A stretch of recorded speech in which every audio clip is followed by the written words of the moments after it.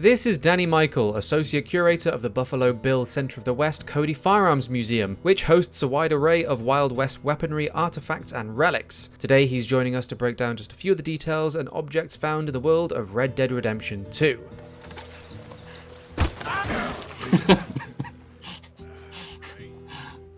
So I can't say that I've heard of a hunter getting run over by a deer like that.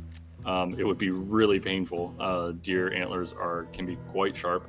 I highly recommend checking out the Buffalo Bill Center of the West and Cody Firearms Museum. All of that information will be in the description below. And consider this your spoiler warning for the game if you've not got around to playing yet. And if you're squeamish, there will be some hunting and skinning of Red Dead Redemption 2's flora and fauna. But without further ado, let's see what a Wild West expert makes of Red Dead Redemption 2. So here we see jumping onto a train from a horse. That actual style of train robbery probably was not that common, if it happened at all. It's pretty hazardous. It's pretty hard to actually gallop alongside the train and jump on. What robberies did happen preferred to board it at the station and travel along to a convenient point, or force the train to stop along the tracks somewhere rather than jump up on the train from a moving horse. That kind of robbery is mostly something we know from pop culture. But train robberies were probably actually more common than bank robberies in the West. Some of the reasons being that if you could stop the train in the middle of nowhere where there wasn't likely to be law enforcement around, you could have a lot more time to sort of get the goods and then get away, less people noticing and being able to do anything about it. And as I mentioned, when we were talking about banks, the West suffered from a physical currency shortage.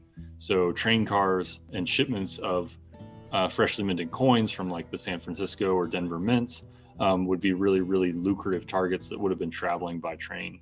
And here we see a depiction of maybe that more accurate depiction where they get the train to stop out in the middle of nowhere. I think the train probably would have taken a little longer to stop. They didn't give it much distance, but certainly that would have been the actual style that had you seen a train robbery, it would have looked more like this or more like the gang boarding the train ahead of time, getting it to stop in a remote location at a remote time when they're not likely to face opposition. The moral of the story is if you ever find yourself as a train conductor in 1870s and a masked man with a gun is stopping your train, don't hit the brakes. And here the gang gets in a little bit of a fight with the guards on the train as train robberies, of course, happened. Companies running the railroads started to arm the trains and harden them a little bit better, put more armed guards on them, hired detective agencies like the Pinkertons to protect the trains, to guard the trains.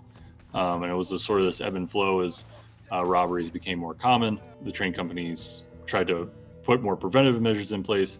Eventually, as the West grew, there were fewer and fewer options for the robbers, became more and more difficult. So then you see train robberies really decline by the late West. So the period the game is set in, train robberies were starting to happen less frequently. Although the 1890s, there were still, I think I've read that there were over 200 documented attempts at least.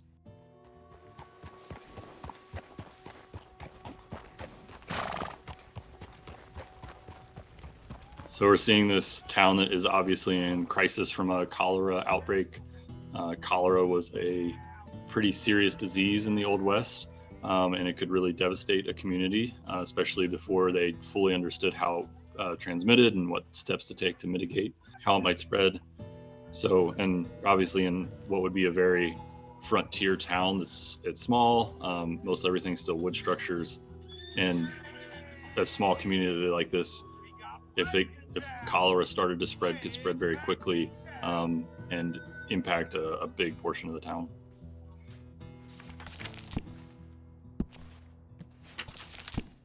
Here we have Arthur looking through a catalog. He's looking at some firearms. Those kinds of things existed. There were catalogs for just about anything back in the day. And believe it or not, there were even advertisements for C96 Mausers in the West. So this kind of catalog looks really well done, actually, for the kind of catalogs that you can find in archives and that kind of thing. The one thing they get wrong are the prices. The firearms are wildly too expensive. That's also true for the ammunition. Both are sort of inflated over what they would have been at the time. Like a brand new Winchester when Arthur's sort of in the game time frame could be as little as $18. So to see 60, 70, 80, or even over $100 for some of these guns is pretty high by 1890 standards. So here we see Arthur looking at some ammunition on the shelves of the gun store there. They actually did a pretty decent job of coming up with some period looking boxes. They're a little bit too modern though. The labeling and the font is sort of right style, but the colors are a little bit off. It's a very modern color palette. More accurate would be something like this box. It's not in the best condition, but if you can see it on screen there, that is for a Winchester 1873 cartridges, which would be 4440. So this is probably what you would expect a commercial ammunition box to look like. Maybe this one's probably a little bit earlier than the game setting. The boxes that are a little bit more plain, sort of on the shelf there, still look a little bit like this. This is a military cartridge box from the period. So this one's a lot more plain. There's no color to it, but the similar font. So I think the ones that are on the shelves are a little bit closer to period than the one he's holding, but pretty well done examples of what period cartridge boxes look like.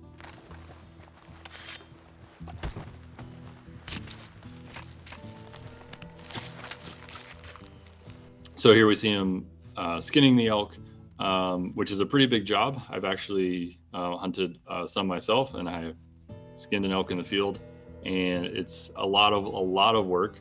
But what he's doing here is pretty accurate. You kind of have to roll the skin back and use a knife to pull that off. Not everybody pulls the hide when they hunt an elk because it's very heavy to carry out. So we see Arthur taking the antlers here like a modern hunter might. That was also done in the American West. People like to keep the antlers, sometimes use them for decoration, and sometimes maybe use them somewhat more practically. So Arthur hunting here is pretty well depicted. The one thing that's probably not super well depicted is just how much work it is to actually do what he's doing there. That elk hide probably weighs 60 or 70 pounds with all the other stuff. The other thing that's not great of a depiction is that you only get a few pieces of big game meat off of every elk. An actual elk, a hunter would expect to get something like, a couple 100 pounds of meat off of.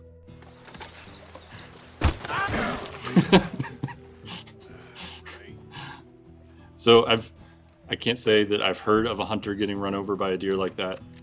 It would be really painful.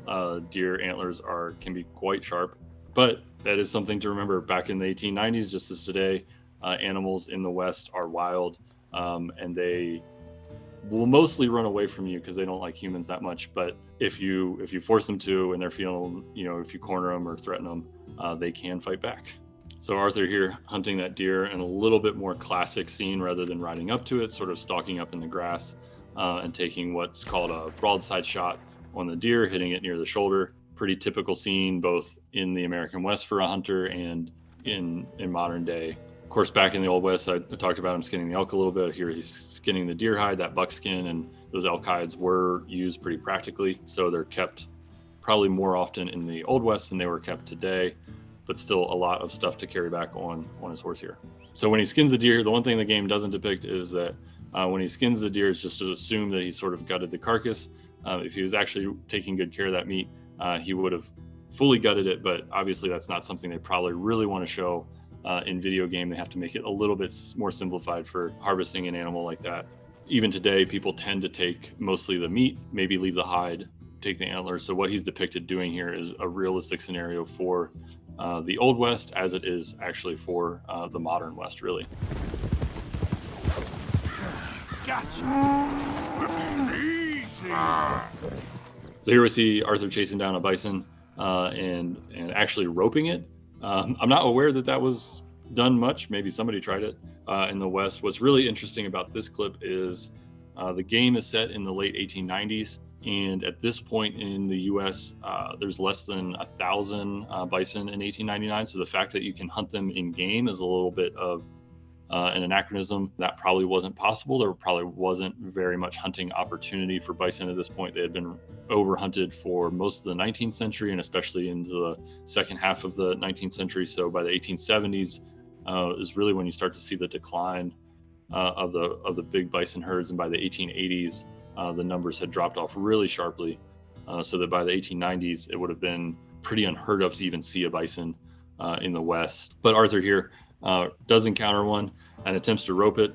That would most certainly get him killed, or at least severely injured, I would think. Bison are incredibly strong animals. They're as fast as his horse. They're very heavy, and they will not hesitate to headbutt you if they feel threatened, and it happens to at least a few tourists every year, unfortunately. So if you come out to the west and you see a bison, maintain a safe distance. One thing that is probably accurate about this bison hunting is that we see Arthur take a shot with the bolt-action rifle. Because bison are such large animals, they do require a really well-placed shot to bring them down. So the first shot there, kind of behind its head, doesn't necessarily kill it right away. It does wound it, and he has to shoot it again. That would not be unheard of for an animal this large, especially in the West. They're just really huge animals. Probably the other thing here that is a little bit, Arthur's on his own trying to skin this, and certainly it would be possible, but absolutely would have been a ton of work. Those bison can weigh 2,000 pounds, 1,500 pounds pretty easily, so they are hard to work with in the field.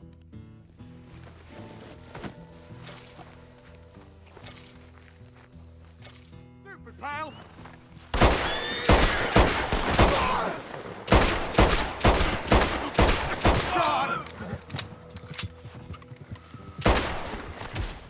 In the shootout where Arthur's using this, the gun's modeled really well. The Mauser is modeled really well. It has all the features you might expect.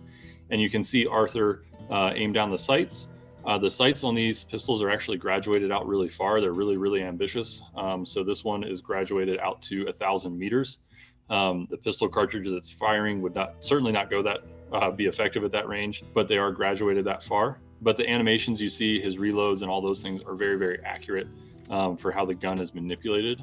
So that's modeled really well. One of the other things that you'll notice is when Arthur reloads, he reloads from a stripper clip, just like this one. So these 10 rounds are fastened to a metal clip, and that metal clip inserts into the top of the gun, and then you push your thumb down on the rounds to push them all into the magazine. And so these are original Mauser cartridges. These are C96 of the ammunition that he would be using in game, were it real life. I mentioned these were sold in the US, and that you could see advertising for these in the US. And this is actually a box of ammunition, a period box of ammunition for the Mauser. And you can see there that is still has its original 2 sets of 10 rounds on stripper clips. So you could order your ammunition you could buy the ammunition for this Mauser. You could buy it already on clips, or you could buy it loose, and it would come in these really neat little boxes, just like this. And then you can see there that is sold by the Remington Arms Union Metallic Cartridge Company. So it's a very American company that was selling that ammunition. So that was ammunition sold in the US for the Mauser. Another piece of that, these guns were actually available and are not too far off for Arthur to be carrying them. Listen, I know this sounds crazy. Some dumb old coot I know is telling me there's these houses you can buy pre-cut. Not crazy, friend. The very latest in modern convenience. Convenient and cost efficient. So here we see John looking through a catalog for a house, and we talked about the way you could order products from a catalog before, and actually what's being depicted here is really is actually quite accurate. So you could open up a Sears catalog from that time period and order yourself a house, and they had different floor plans that you could purchase, different layouts. So they were not really fully customizable, but at least semi-customizable. You had a few different options that you could order, and then of course as you built it, if you wanted to modify it, you could. And the way that this would work is you put in your order as he does there, and then the crates with all the materials would be shipped to the nearest railhead, and then it was on you to go pick them up from the railhead and deliver them to wherever you would be building. So you'd bring in the wagon load of supplies, and you would get the plans. And they actually made housing kind of an affordable option. It was sort of an easier option than some of the other ways to get yourself a house built in the West, and you had a pretty reliable set of plans. And actually, in most communities in America, especially older communities in America, and using old by American definitions and not old by European definitions, but so anything that was a town from around the late 1800s to early 1900s, you can often still find these Sears frame houses around. So even Cody, if you ever come to visit Cody, Wyoming, and you drive around town, there are probably at least a half a dozen of these houses in this town that are still standing. Some have been modified a little bit, some have additions on them, but at least a couple are pretty close to their original footprint. So yeah, this scene where he would have ordered a house and brought it in and assembled it with himself and some friends is certainly an accurate way to portray getting a house in the American West in the late 1890s. And the music is very satisfying as you watch him build a house. Well, let me have a rule and a saw and a board and I'll cut it. I'll climb up a ladder with a hammer and a nail and I'll nail it. Well, we worked so hard to build a little house together. If you'd like to see more of Danny, as well as other Wild West episodes, make sure to like the video and let us know in the comments. I hope you'll join me in thanking Danny and the Cody Firearms Museum for collaborating with us on this video. You can check out some of their videos, as well as all of their other information in the description below.